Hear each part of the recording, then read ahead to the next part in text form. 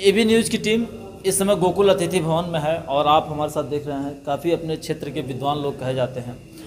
आज इस देश में जो संविधान और अन्य सारी बातें लेकर के चर्चाएं जोरों पे चल रही हैं, एक एक करके हम लोग समझेंगे कि आज जो संगोष्ठी की गई है ये विचार संगोष्ठी है, किन मुद्दों के तहत यहाँ पे ये लोग इकट्ठा हुए हैं और वास्तव में इनका क्या उद्देश्य है। सर, क्या कहना चाहेंगे? सबसे पहले तो आप सभी मीडिया बंधुओं का बहुत बहुत आभार है कि आप सभी ने इस सेमिनार को कवर किया। हम सभी लोग पूरे संगठन की तरफ से आपका आभार व्यक्त करते हैं। आज का जो ये सेमिनार रखा गया मंडलीय सेमिनार है, अखिल भारतीय अनुसूचित जाति जनजाति कर्मचारी कल्याण एसोसिएशन एवाजका शार्ट में उसको बोलते हैं, वो संगठन का नाम है। और इस संगठन का उद्देश्य ये है कि भारत के संविधान में जो प्रदत्त मौलिक अधिकार हैं, संवैधानिक अधिकार हैं, उससे लोगों को अवेयर कराया जाए, जनता को अवेयर कराया जाए, जिससे कि भारतीय संविधान में निहित जो संवैधानिक मौलिक अधिकार हैं उसको लोग जान सकें और उसके लिए अपने जो आंदोलन है उसको खड़ा कर सकें। मज़े की बात है, मैं आपको बताऊं कि भारत का संविधान लागू हुए 75 साल धीरे धीरे होने जा रहे हैं, लेकिन भारत के नागरिकों को उनके नागरिक अधिकार क्या हैं ये उनको जानकारी ही नहीं है। इसके लिए कौन दोषी नज़र आ रहा है? इसके लिए अब कहा जाए तो देखिए, संविधान को लागू करने की जो प्रक्रिया है, आप संवैधानिक रूप से समझेंगे तो जो कानून बनाने का जो जिम्मा है वो विधायिका का है और कानून को लागू करने का जो जिम्मा है कार्यपालिका का है और इस कानून को संरक्षित करने का जो जिम्मा है वो न्यायपालिका का है। कहीं न कहीं तीनों व्यवस्था जो है प्रत्यक्ष अप्रत्यक्ष रूप से दोषी है कि आज भी देश को आज़ाद हुए इतने दिन हो गए लेकिन नागरिकों को उनके नागरिक अधिकार का पता नहीं है। अगर जागरूकता फैलाने की हम बात करें संविधान को लेकर के, जो भी बातें दी गई हैं, चाहे वो नागरिकता से जुड़ी हो, मूल अधिकार से जुड़ा हो, मूल कर्तव्य से जुड़ा हो, व्हाटएवर, लेकिन अभी कुछ दिन पहले जब चुनाव हो रहा था लोकसभा 2019 का, अभी 22 का चुनाव बीता है, आपने देखा होगा कि संविधान बचाओ जैसे रैली निकालनी पड़ी। कौन इसके लिए जिम्मेदार नजर आया? देखिए, जो संविधान को लागू करने वाली संस्था है वो संसद है और संसद में जो लोग हैं वो लोग जिम्मेदार हैं। अगर संविधान पूरी तरीके से लागू नहीं हो रहा है तो निश्चित तौर से जो प्रतिनिधि हैं जनता के वो जिम्मेदार हैं। और आज क्या लगता है कि संविधान खतरे में है? देखिए, बाबा साहब डॉक्टर अम्बेडकर ने जब संविधान सभा में अंतिम अभिभाषण उन्होंने दिया था तो उन्होंने स्पष्ट कहा था कि ये संविधान दुनिया का सर्वोत्कृष्ट और अच्छा संविधान है। इसकी सफलता और असफलता इसको संचालित करने वाले लोगों की मंशा पर निर्भर करेगी। अगर संविधान को संचालित करने वाले लोगों की मंशा अच्छी है तो संविधान सफल साबित होगा और मंशा गलत है तो संविधान असफल साबित होगा। और आज की स्थिति में देखिए, आज अभी भी आप देखेंगे, सर्वे करिए, तमाम बहुत सारे सर्वे, भारत सरकार का सर्वे है, दुनिया के बहुत सारी संस्थाएं भारत में सर्वे करती हैं और उन सर्वे में आप देखेंगे तो आप पाएंगे कि भारत का संविधान पूरी तरीके से लागू नहीं हुआ है। इसी वजह से आज प्रति व्यक्ति आय की जो स्थिरता है, आप देखिए, जब आर्थिक न्याय की बात कही जाती है संविधान में तो एक तरफ इस देश में दुनिया का सबसे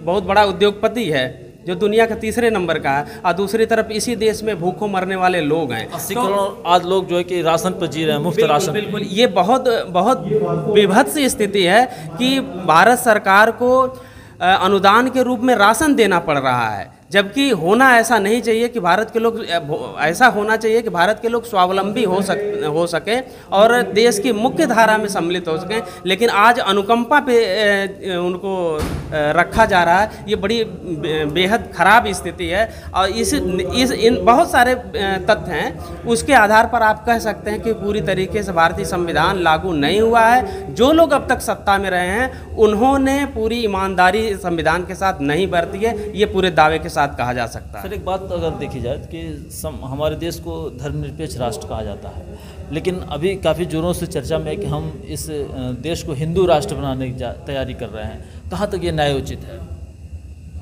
ये न्यायोचित की बात जो आप कर रहे हैं, वास्तव में जो धर्मनिरपेक्षता की बात आती है भारतीय संविधान में, तो वो बोलने से नहीं होगा।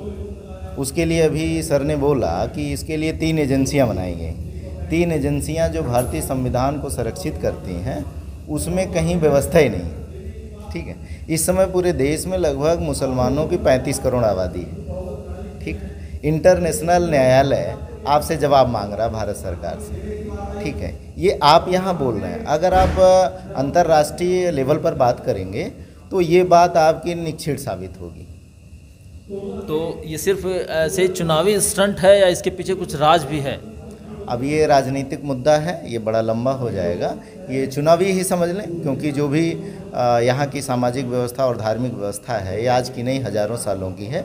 तो पूरी यहाँ की जो व्यवस्था ही है वो सामाजिक और धार्मिक व्यवस्था पर ही लड़ाई है। तो ऐसा कह के क्या हम अपने जो संविधान के मूल मर्म है, सामाजिक धार्मिक स्वतंत्रता, एकता, बंधुत्व, इसको चैलेंज नहीं किया जा रहा है?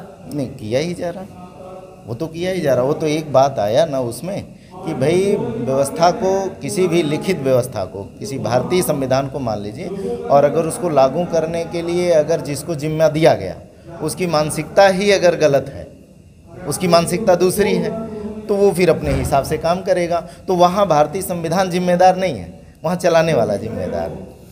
अच्छा, इस संगोष्ठी में किन किन बिंदुओं पर चर्चा किया जा रहा है? ये जो हमारे जो समाज है, जो रिजर्वेशन प्रतिनिधित्व की बात आ रही है, पीपीपी, आउटसोर्सिंग संविदा और लेटरल एंट्री के माध्यम से जो कार्रवाइयाँ चल रही पूरे देश में और पूरा लागू नहीं हो पा रहा। आयोग इस समय निष्क्रिय है, पूरे भर्ती आयोग जो राज्य लोक सेवा आयोग है, संघ लोक सेवा आयोग पूरे देश के, इस समय उससे भर्तियाँ नहीं हो रही हैं। तो ये कहीं ना कहीं जो हक वंचित समाज है, 85% जो है ओबीसी, SC, ST के लोग, ये इनके साथ न्याय नहीं हो रहा। इस पर ये आंदोलन विचार गोष्ठी चल रहा। अंतिम तौर पे कुछ कहना चाहेंगे? नहीं साधुवाद, कोई बात नहीं। आपको धन्यवाद, बहुत बहुत धन्यवाद कि आपने कवरेज किया और आपके सवाल भी अच्छे रहे। और ये हम कहेंगे कि जो बोला गया उसको सही सही आप प्रचारित करेंगे। आपका रोल हमसे ज़्यादा है, क्योंकि आप निश्चिंत रहें। हमारा स्लोगन ये है, हर कदम सच के साथ। और जहाँ पे भी घटनाएं घटती हैं या कुछ संगोष्ठी होती है, कॉन्फ्रेंस होते हैं, हम अपनी पूरी जिम्मेदारी और निष्ठा के साथ आपकी बातों को चलाएंगे और छाप रहे हैं। फिलहाल चैनल से बात करने के लिए धन्यवाद। शुक्रिया।